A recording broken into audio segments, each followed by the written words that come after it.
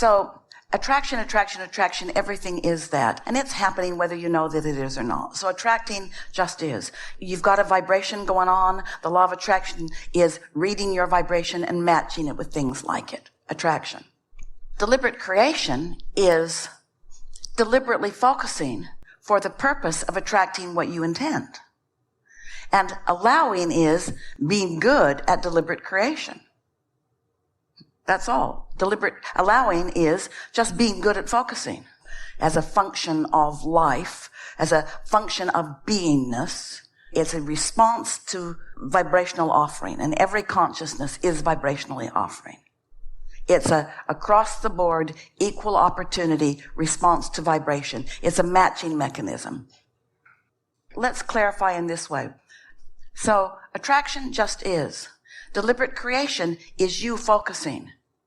Receiving or allowing is a state of being. The receptive mode or the allowing mode is a state of being. Let's call deliberate creation the verb, and let's call reception or allowing the response to that is a state of being. Now you could say, I intend to be in the receiving mode by deliberately focusing or by deliberately creating, but we don't need to get too technical about any of this. The attraction part's across the board. So step one is asking, and that's what life does. In other words, you can't not ask. So we wouldn't call the asking all that deliberate, because asking is a response to life. So the asking in the question that you're asking wouldn't be the answer to that. The step one wouldn't be that. Step two is source's response, and so that's not really your part.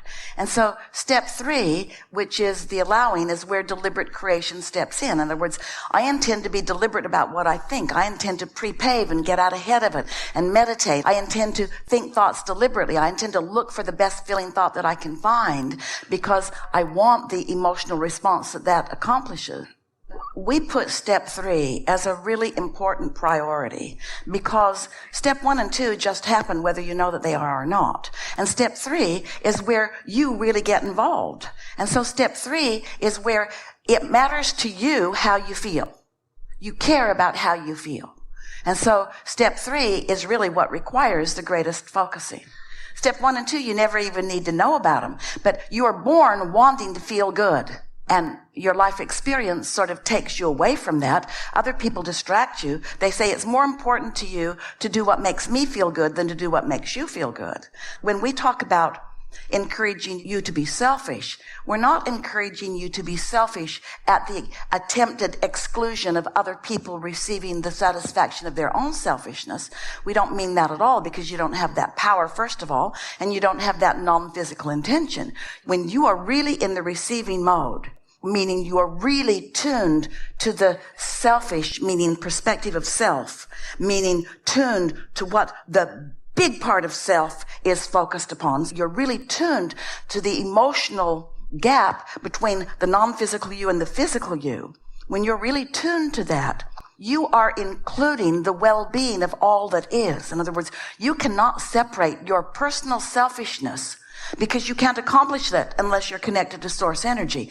You cannot separate your personal selfishness for things that you care about from your personal selfishness about wanting to uplift all others too. Sometimes when we say we teach you to be selfish, people think, oh, you just want me to get what I want for me and never mind anybody else. It isn't that way at all. We're talking about your eternal, all-inclusive consideration of all. That's big. That's big.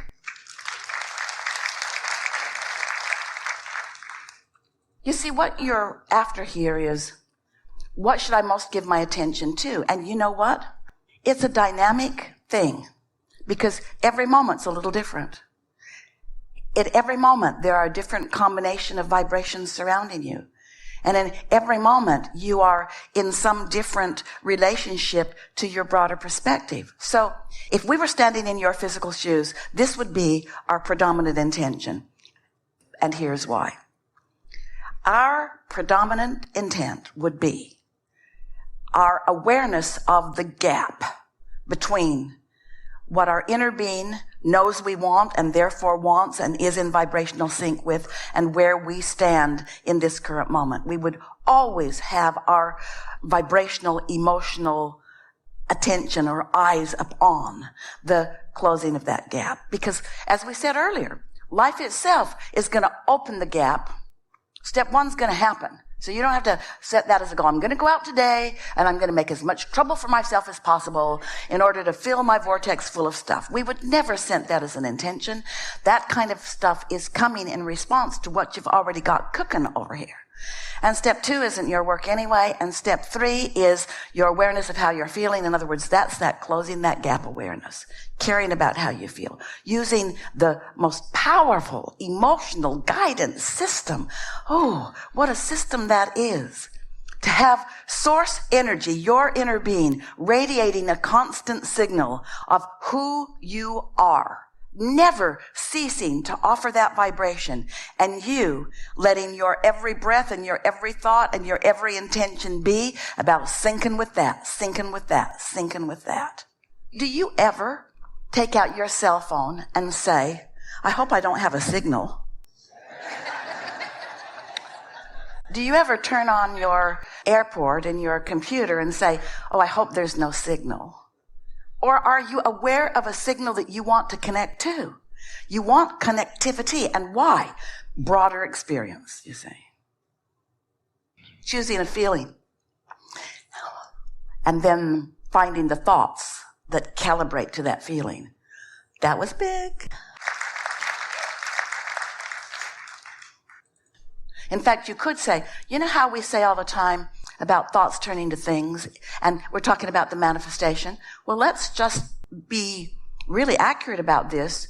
Thoughts turn to emotions, and the emotion is a manifestation. It's a manifestation of.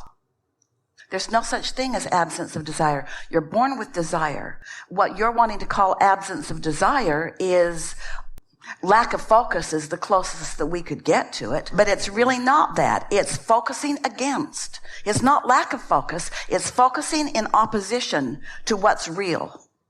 If it is true, and it is, that your vortex is the real deal, that is where all the action is where your inner being is, and it's where the law of attraction is most predominantly responding because there's so much attention there. So if you are not focused upon your vortex, and you are focused anywhere else, you might want to call that absence of desire. We wouldn't. We'd call it sloppy thinking or sloppy focus or letting what is dominate our thought process. Consider this. Every thought that has ever been thought still exists. None of them disappear or dissipate. They all continue to exist.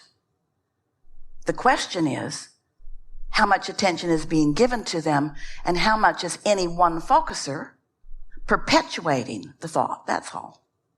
So every thought that ever has been thought still exists. The question is, what am I as a personal focuser doing to perpetuate the momentum of such a thought in my experience? And if I'm focused on my vortex, I'm not perpetuating any of the other. We want to say it in a different way. And we say it all the time that you have enough desire in your vortex to keep you busy for 20 or 30 lifetimes. The reason we say that to you is because we want you to realize that you don't need to go around looking for desires. They're happening naturally.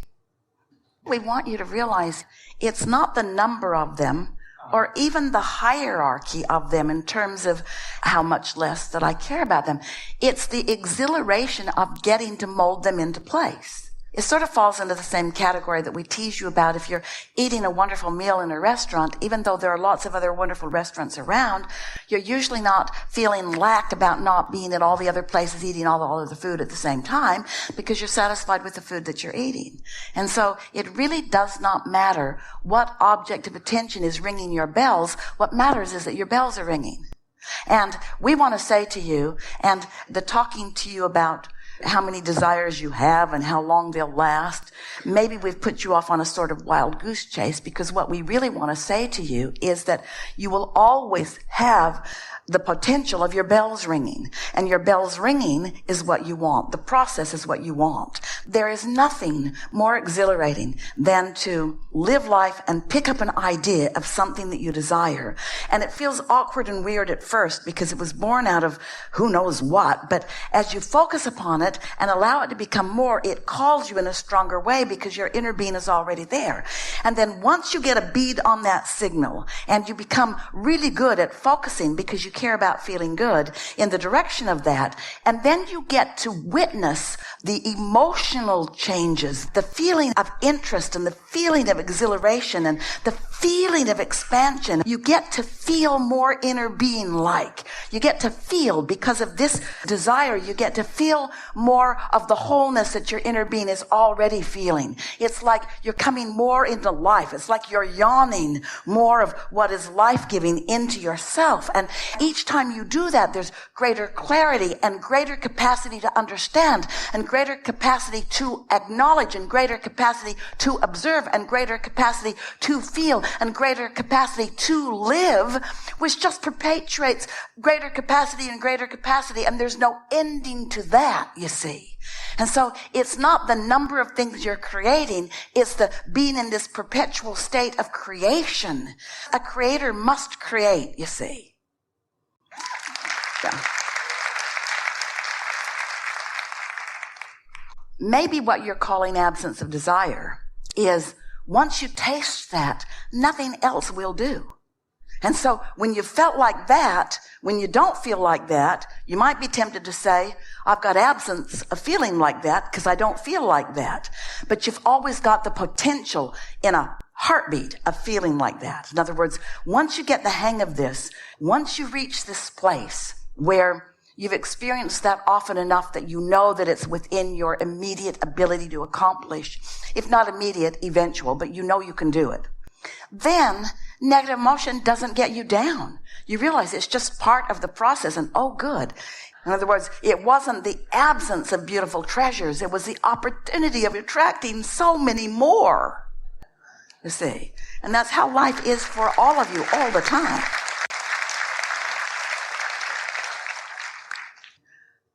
So, me first. But what is me first? Me first means me and me. That's a big me. That's a big me because it's a we. Me first means me and source. Me, we. And think about that. Oh, let's go there. Let's go there. This is really, really, really, really good. It's attraction, yes? Your inner being has got it going on. Do you believe that? And your inner being is so about you. One who is connected to the source is more powerful than millions who are not. So when you include yourself as we with your inner being, your attraction power is enormous. Since it's attraction, you could call your society we, and you could attract on behalf of your society. You could attract on behalf of those in this arena. We. It's we. Is this putting that selfishness into a new perspective for you? When you include yourself with who you really are. So now as you say, it's me first, you mean we first. You mean me, myself, and I. You mean me, us. You mean we, this, who I was before I was born and all that I've become ever since. We. You can attract on behalf of the world. You can assist the world in all things wanted. You can tap into the collective conscious vortices. You are powerful beyond your ability to understand, you see. But you gotta love yourself enough to let yourself be that kind of we. And then your focus matters so much. And you can watch tides change and world events change and things happen and things, in other words, that's influence at its best, you see.